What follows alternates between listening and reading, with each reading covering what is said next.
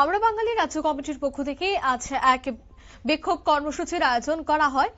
জানা গেছে আগরতলা শিবনগর স্থিত দলীয় কার্যালয়ের সামনে বাঙালিদের উপর অমানবিক অত্যাচারের প্রতিবাদ জানিয়ে তারা বিক্ষোভটি করেন। বিভিন্ন রাজ্যে অনুপ্রবেশকারীদের নিয়ে বাঙালিদের উপর অমানবিক অত্যাচার, পার্লামেন্টের প্রধানমন্ত্রীর বঙ্কিমচন্দ্র চট্টোপাধ্যায়কে বঙ্কিম দা বলে সম্বোধন করা সহ আরো বেশ কিছু বিষয় নিয়ে কিন্তু আজ বিক্ষোভ দেখায় আমরা বাঙালির রাজ্য কমিটির সদস্যরা। এবং প্রধানমন্ত্রীর বঙ্কিম দা এই নিয়ে বিরোধীরাও কিন্তু সরব হয়েছিল। কংগ্রেস থেকে শুরু করে তৃণমূল প্রত্যেকেই বিক্ষোভ দেখায়। এর আজ কিন্তু রাজ্যেও পড়ল। রাজ্যেও আমরা বাঙালির পক্ষ থেকে এই বিষয়টার তীব্র প্রতিবাদ জানানো হয়েছে। কি বলছেন আমরা বাঙালির সভাপতি গৌরাঙ্গ রুদ্রপাল, শোনাবো। নমস্কার। আপনারা জানেন যে এই চলতি বছরের গোড়া থেকে বিভিন্ন রাজ্যে উড়িষ্যা, বিহার, গুজরাট, মহারাষ্ট্র, দিল্লি, রাজস্থান থেকে শুরু করে প্রত্যেকটা রাজ্যে অনুপ্রবেশ ইস্যুকে হাতিয়ার করে বাঙালিদের উপর অকথ্য নির্যাতন চলছে। বৈধ কাগজপত্র দেখিয়েও রেহাই পাচ্ছে না। ইতিমধ্যেই অনেককে পুশব্যাকও করা হয়েছে এবং বৈধ কাগজপত্র দেখানো সত্ত্বেও পুশব্যাকের পরিণামে শেষ পর্যন্ত এই নিয়ে মামলা মোকদ্দমা হয়। দুই দেশে টানাপোড়েনের ফলশ্রুতিতে কেউ কেউ আবার ব্যাক করে আসছে। এটি প্রমাণ হচ্ছে যে তাদের অভিযোগ মিথ্যা।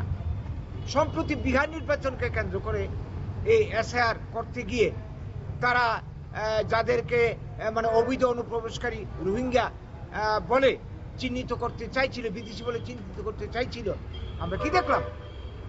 মাত্র 326 জন। বিহারে এত বড় স্টেট, পশ্চিমবঙ্গ থেকে অনেক বড়, প্রায় 7.5 কোটির উপর ভোটারই আছে, মাত্র 326 জনকে বিদেশি চিহ্নিত করবে। এই যে ঘটনাকে কেন্দ্র করে আজকে আমার ত্রিপুরাতে আছে উত্তরপূর্ণ সর্বত্র চলছে অবস্থা। এই আবহতেই গত 7 তারিখ এই মাসের উড়িষ্যার মালকানগিরিতে আবার আক্রমণ বাঙালিদের উপর, যারা এখানে দীর্ঘদিন ধরে থাকছিল, বছরের পর বছর ধরে তাদের উপর আক্রমণ, শয়ে বাড়িঘর জ্বালিয়ে পুড়ে ছারখার করে দিল। আমরা দেখলাম সচ্চাশ্চর্যের ঘটনা, যেটা বাঙালিরা আমরা বাঁচব কি করে? পুলিশ প্রশাসনের লোক সামনে দাঁড়িয়ে রয়েছে, তাদের সামনেই আক্রমণ, বাড়িঘর জ্বালানো, দৈহিকভাবে নির্যাতন ইত্যাদি ঘটনা চলছে। সম্পদ ধ্বংস, তাদেরকে হুমকি দেওয়া হচ্ছে উড়িষ্যা থেকে চলে যেতে। প্রত্যেকটা রাজ্যে এই চলছে। কিছুদিন আগে উত্তরাখণ্ডে হলো। আপনারা জানেন প্রতি মাসে ধরতে গেলে প্রতি সপ্তাহে প্রতিদিন কোথাও না কোথাও ভারতবর্ষে বাঙালির উপরে আক্রমণ। কারণটা কি? বাঙালির অপরাধটা কি? আজকে বাংলা ভাষায় আমরা কথা বলতে পারি না, আমাদের বাঙালি পরিচয় আমরা আক্রান্ত হচ্ছি। রবীন্দ্রনাথের কি বলবো, আমার সোনার বাংলা গান আসামের বুকে করে দেওয়া হলো। এই গান গাইলে নাকি দেশদ্রোহী হবে।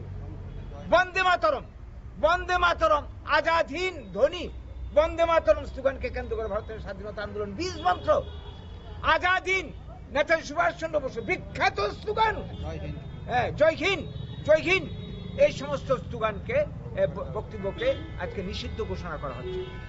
আমরা আপনারা শুনলেন আমরা বাঙালি রাজ্য কমিটির সভাপতি, তিনি কিন্তু বেশ কিছু অভিযোগ তুলে ধরেন। তিনি বলছেন গোটা দেশে বাঙালিদের বক্তব্য বা বাঙালিদের উপর অত্যাচার করা হচ্ছে। অন্যদিকে বঙ্কিমচন্দ্র চট্টোপাধ্যায়কে বঙ্কিম দা বলা, রবীন্দ্রনাথ ঠাকুরের গাওয়া সেই গান নিষিদ্ধ করা, আরো একাধিক বিষয়ে বাঙালিদের উপর যে অত্যাচার বা বাঙালি মনীষী ঋষিদের যে কথা তা রীতিমতো বিলুপ্ত হওয়ার পথে নিষিদ্ধ করা। কেন এমন হচ্ছে, কেন বাঙালিদের দিকে এই ধরনের অভিযোগ উঠছে, এই বিষয়গুলিকে সামনে রেখেই কিন্তু আজ তারা বিক্ষোভ দেখায়। নিয়ে নিচ্ছে ছোট একটি বিজ্ঞাপন বিরতির সঙ্গে থাকুন।